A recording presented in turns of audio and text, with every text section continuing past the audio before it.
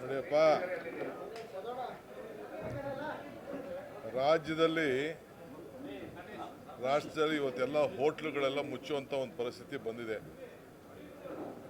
ಸೀಮೆಣ್ಣೆ stove, electric stove, ಸೌದೆ ಹುಡುಕುವಂಥ ಕಾಲ ಬಂದಿದೆ. ಇದಕ್ಕೆ ಯಾಕೆ BJP MP ಗಳು, ಅಪೋಸಿಷನ್ ಲೀಡರು ಯಾರು ಇನ್ನ ಮಾತಾಡ್ತಾ ಇಲ್ಲ?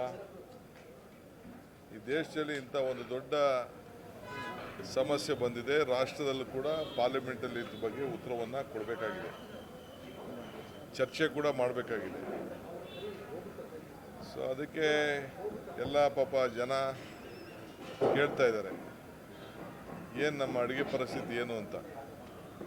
ಆಮೇಲೆ ಒಂದು ತಿಂಗಳು ನಾವು ಇದನ್ನು ಸ್ಟಾಕ್ ಇಡೋಂಥ ಒಂದು ಅವಕಾಶ ಇತ್ತು, ಅದೆಲ್ಲ ಕೂಡ ಈಗ ಕಡಿಮೆ ಆಗಿದೆ ಅಂತೇಳಿ ರಿಪೋರ್ಟ್ಸ್ ಎಲ್ಲ ಬರ್ತಾ ಇದೆ.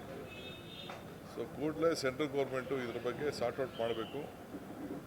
ಈ ಸೆಂಟ್ರಲ್ ಗೌರ್ಮೆಂಟು ಕಂಪ್ಲೀಟ್ ಜನರ ಬದುಕನ್ನು, ಬೆಲೆ ಏರಿಕೆ ಒಂದು, ಎರಡನೇದು ಸಪ್ಲೈ ಮಾಡೋಂಥದ್ದು. ನೀವೇ ಎಲೆಕ್ಟ್ರಿಕ್ ಬೇಡ, ಗ್ಯಾಸ್ ತಗೊಳ್ಳಿ ಎಲ್ಲ ಫೋಟೋ ಹಾಕೋತಿದ್ರಿ, ಪೆಟ್ರೋಲ್ ಬಂಕ್ ಮುಂದೆ ಎಲ್ಲ ನಿಮ್ಮದೊಂದು ಫೋಟೋ ಹಾಕೋತಿದ್ರಿ ಪ್ರೈಮ್ ಮಿನಿಸ್ಟ್ರು. ಈಗ ಫೋಟೋ ಎಲ್ಲ ಮಾಯ ಆಗ್ಬಿಟ್ಟಿದೆ, ಎಲ್ಲ 1000 ಚಿಲ್ಲರೆ ಆಯಿತು, ತಿರ್ಗಿ 60 ರೂಪಾಯಿ ಜಾಸ್ತಿ ಆಗಿದೆ. ಇದು ಖಂಡನೀಯ. ಎಲ್ಲ ಇನ್ನು ಪೆಟ್ರೋಲು ಡೀಸೆಲ್ ಬೆಲೆ ಜಾಸ್ತಿ ಆದರೆ ಎಲ್ಲ ಪದಾರ್ಥಗಳ ಬೆಲೆ ಕೂಡ ಜಾಸ್ತಿ ಆಗ್ತದೆ.